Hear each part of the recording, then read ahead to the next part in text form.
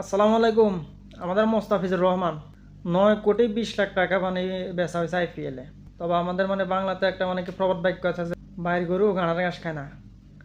মানে যে মোস্তাফিজরা আমরা অবহেলা হেলা হেলা করতেছি, মোস্তাফিজ আমাদের জন্য একটা রত্ন। এটা আমাদের মানতে হবে। তবে আমরা একে মানে কি যত্ন করতে পারি না, এটা আমাদের ব্যর্থতা। আইপিএলের মতো একটা জায়গায় মোস্তাফিজুর রহমান 9,20,00,000 টাকা বিক্রি, অথচ আমরা সেই মুস্তাফিজের দাম দিই না। তারপরে খেলতে যায় পুরা মানে সিজন মানে খেলতে মানে আমরা এনওসি দিই না। এগুলা তো আসলে মানে বিসিবির মানে দেখা উচিত, বিসিবির দুর্বলতা।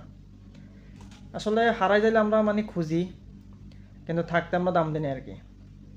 মানে আইপিএলের মতো একটা লিগ, বিশ্বের সেরা একটা লিগ, ওই জায়গাতে আমাদের মোস্তাফিজ 9,20,00,000 টাকা বিক্রি হয়েছে। এবার কলকাতা কিনছে, তার এমনি এমনি লন ভাই, অবশ্য তার পারফরমেন্স দেখছে, দেখিয়ে তো লইছে।